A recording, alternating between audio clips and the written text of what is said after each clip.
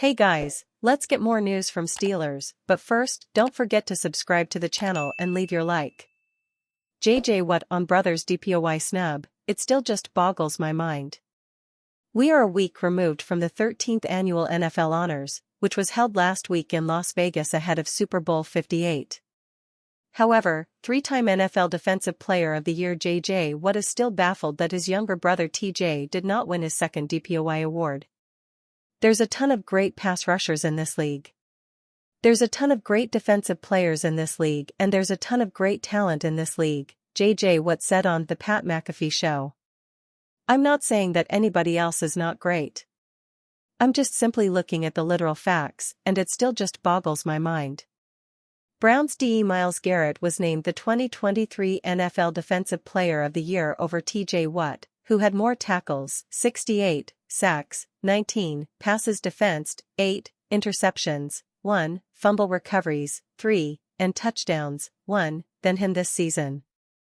Not only did TJ Watt lead Garrett in all those categories, but he registered more sacks in the third quarter in Week 18 alone, 2, than Garrett did in the final 6 weeks of the season, 1. As a result, Garrett became the first player to ever win DPOY in a year where he recorded 1 or fewer sacks over their last 6 games since sacks became an official stat in 1982, per the Score's Daniel Valente.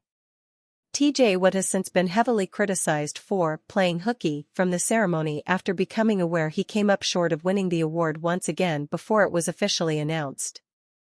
But his older brother didn't have any problem with it. I've said all the stuff I've needed to be said about it, JJ Watt added. Why would he be there? What did he need to be there for? TJ Watt was clearly frustrated after learning the news, posting, "Nothing I'm not used to," on Platform X. But the last time TJ Watt came up short of winning DPOY, he followed it up by tying Michael Strahan's single-season sack record, 22.5. So, offenses should beware of TJ Watt in 2024. Terrible telltales, former Steelers GM Kevin Colbert bashes analytics. The Steelers could use a physical possession-based wide receiver who can complement Deontay Johnson and George Pickens, wrote Tansey. Noah Brown fits that mold with his 6 feet 2 inches, 215-pound frame. Brown could take some pressure off Johnson and Pickens when it comes to wide receiver production, and he would allow Pat Freiermuth to not be the only option Pickett can trust across the middle. Brown was not only physical, but he was a big play machine for the Houston Texans in 2023. He posted 33 catches for 567 yards, averaging a career-high 17.2 yards per reception, with 2 touchdowns. Kevin Colbert, the former general manager of the Pittsburgh Steelers, absolutely roasted the analytical movement within the NFL during a recent podcast interview. And while he may have had some good points about the reliance on numbers within professional sports, he also missed some other key points that undercut his argument.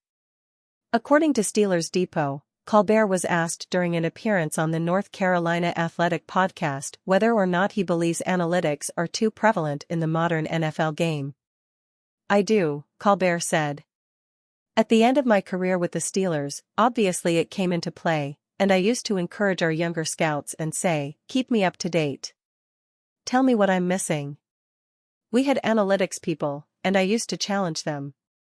I said, when you guys can measure the intangibles, let me know. Because that's the most important thing. Before I get into the comparisons of both players, let's examine how it was screwed. These awards are voted on by people in sports media. Those same people who are supposed to have no bias, generally have bias for a multitude of reasons. Perhaps they grew up with a favorite team or have ties to a specific organization that they cover. Or someone shorted them on an interview. The media holds grudges, but they also have to prove to the world they're never wrong with their hot takes. In the case of the analytics nerds and prediction model folks, they have to prop up their takes so they aren't proven wrong or made it to look foolish. Yet, voting for Garrett over Watt does exactly that. Insider links, Kirk Cousins with AFC playoff team. NFL insider Mike Florio of Pro Football Talk believes the Pittsburgh Steelers could make a move for quarterback Kirk Cousins assuming Cousins doesn't re-sign with the Minnesota Vikings. If the Steelers are going to do something at quarterback, they are gonna get a veteran, Florio explained during an appearance on Pittsburgh sports radio station 93.7 The Fan, as shared by Tony Calderon of Steelers Depot and Noah Strackbine of Fan Nation's All Steelers. They aren't going to roll the dice with a bottom third of the first-round draft pick and hope that the guy develops. I was talking to some people last week who seemed to be intrigued at the possibility of the Steelers making a play for Kirk Cousins. And those people were very close to, if not within, the Kirk Cousins camp. There's an acknowledgement that it could happen. The Steelers previously have been linked with Justin Fields of the Chicago Bears after Pittsburgh's Kenny Pickett at least temporarily lost his QB1 gig to career backup Mason Rudolph this past season. Chicago is widely expected to acquire Fields' replacement via the first selection of this year's draft.